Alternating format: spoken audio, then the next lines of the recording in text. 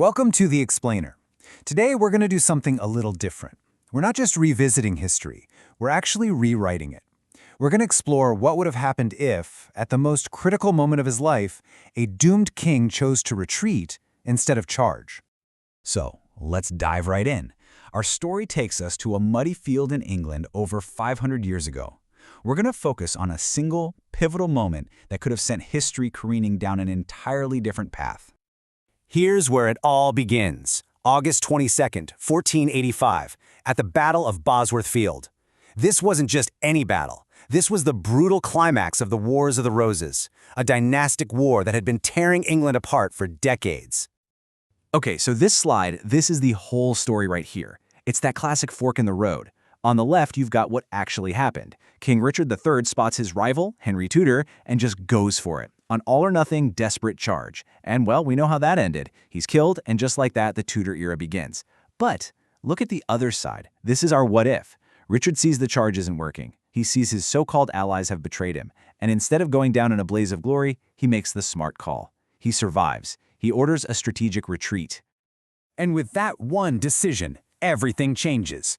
See, Henry Tudor is left holding a battlefield, sure, but not the king's body and definitely not the crown. That decisive victory that founded a dynasty, poof, gone. And England is suddenly plunged right back into the chaos of civil war. So, how does this one decision blow up into a national crisis? Well, the battle might be over, but the war is far from it. England is now a kingdom split right down the middle, with two rival kings vying for control. And this table just perfectly illustrates the new map of power. You've got Richard III, the ruling king, who still controls the machinery of the state, the treasury, the capital, and his loyal strongholds up in the north. But Henry Tudor isn't just some rebel anymore. He's a major player. He's got control of Wales, the southwest, and, this is huge, he's got the backing of France. So Richard doesn't just, run off and lick his wounds. Nope, he acts. And he acts fast. He immediately gets Parliament together, but he does it in his own backyard, his northern stronghold of York, a super smart move to rally his base. Then he starts the PR campaign, right? He paints Henry as this foreign-backed invader while punishing the traitors to make an example of them. By securing the line of succession, he's showing everyone that this is not a temporary setback. This is a political war as much as a military one. This is no longer about a single battle. This has become a slow, grinding chess match for the future of the kingdom. It's a multi-year struggle that's going to require strategy, alliances, and a whole lot of patience. And this timeline shows us exactly how that chess match plays out. While Henry Tudor is forced to regroup and go looking for new allies in Scotland, Richard uses the time he never had in our history, to stabilize his rule. He passes popular laws to win over the common people and builds up his alliances. So when Henry finally invades again in 1489, Richard is ready. He meets him near Durham and, this time, he wins. Henry is captured and the Tudor threat is finally neutralized. With the war won, Richard's whole strategy shifts from just surviving to building a legacy. Priority number one, like for any king back then, is securing the dynasty. So he finds a new queen and produces an heir. But he's also smart. He moves to heal the realm's deep wounds with pardons, even arranging marriages between rivals' kids and his allies. He keeps up his popular legal reforms to keep the commoners happy. And, crucially, he avoids expensive foreign wars, focusing on trade instead. This is basically nation-building 101. And this quote right here, this gets to the very heart of how he pulled it off. Even after the disaster at Bosworth, his core support in the north of England stayed fiercely loyal. And that loyalty gave him the foundation he needed to survive, to rebuild, and ultimately to win. Okay, so Richard has won. The House of York is secure. Now we get to the really mind-bending part, the cascade of consequences that ripple out from that one victory, completely reshaping the world as we know it. First up, the most immediate consequence.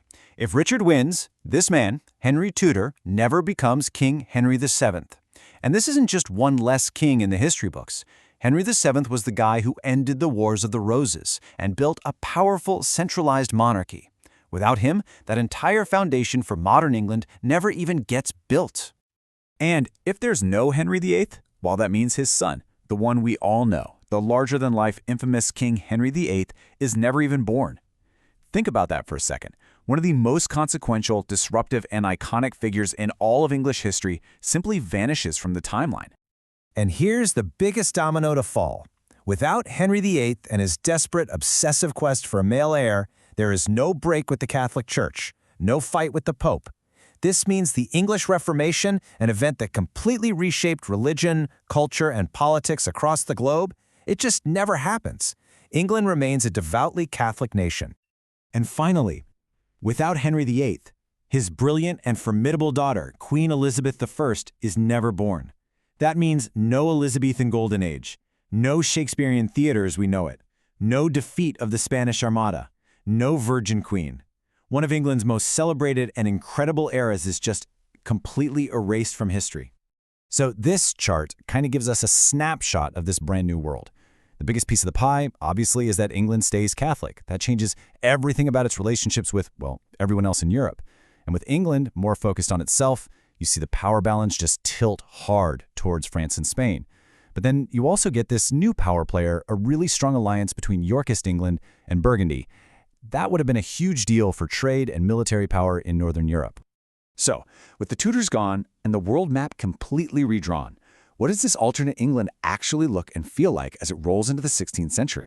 The picture that emerges is one of stability, but also conservatism. Without the aggressive, centralizing drive of the Tudors, England becomes a more inward-looking nation.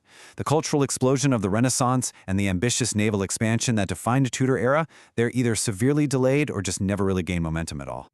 And this right here illustrates one of the biggest long-term consequences. Without the Tudors' obsession with building a powerful navy, England is a total latecomer to the age of exploration. While Spain and France are out there carving up the new world, Yorkist England is left far, far behind. And that changes the entire course of colonization and the future of North America. In the end, this whole thought experiment, it leaves us with this one kind of fascinating but also pretty unsettling question, right? The world we live in, the language we speak, the very lines on the map, how much of that is really the result of some grand inevitable plan? Or is it all just hanging by a thread? The outcome of one guy's choice on one single day and one single battle.